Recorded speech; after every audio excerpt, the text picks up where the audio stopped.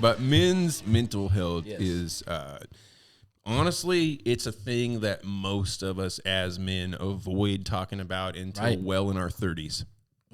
Or later. Sometimes later. Sometimes never. I'm feeling like good for Zach generation that mental health is talked about more. Yeah. Therapy. Well, it was my generation that really it became okay for men to talk about their feelings and how and emotions and things like that, because it was always a stigma that, you know, it was, you're a man, you don't need to talk. You don't talk about that. Feel. You don't talk about that. And your generation were such little bitches that we had no choice. We had to accept it. You know, we just had to like listen to what they said. They did, man. Like I grew up. I have to listen to you, and I can't beat the fuck out of you. This is stupid. I'm Gen X. I don't understand how to deal with this without violence. What happened to the world? So it's like I see. You know, you show up as a kid in this world, and me, I was raised a lot by my grandparents because I enjoyed being around them. But guess what? They had mental health issues, but I never knew it until years. From a grown ass man, they passed away. Like, what? Grandmother had that going on? Yeah. She had trauma like that? They never showed it.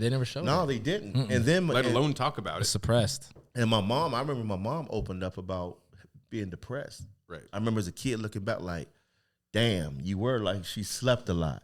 She avoided. Huge depression. She avoided. My mom used to have me call in to work.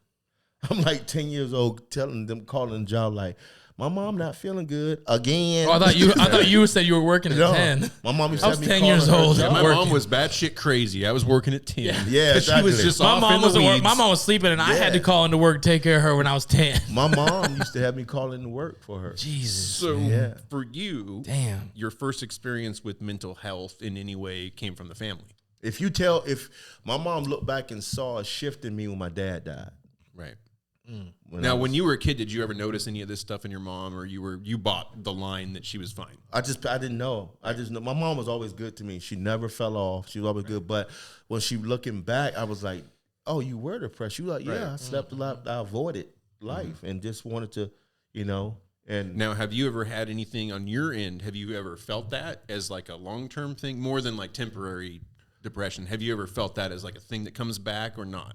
You mean for my own personal shit? Yeah. Yeah, man. I remember, boy, I was going through it. And what it was I was very angry with myself and embarrassed with myself because I dropped the ball in life and I wanted all these things that a man should have, and I avoided it because to get it. And I dug a hole so fucking deep, and I was telling myself a story that eventually fucked me up. So I was very depressed and upset with myself because I wanted these certain things in life as a man. But you were telling yourself like, oh, everybody else gets this, but I'm never gonna. Yeah. Right. Like it's for everybody else, but for some reason life hates karma. Yeah, and as I was like touring, that's when it started coming up for me. I want something different. But it was like, fuck. What do I do? So was it like a little signs of success from those risks that made you realize like, okay, maybe I should take more risks? Damn right. It was in my faith.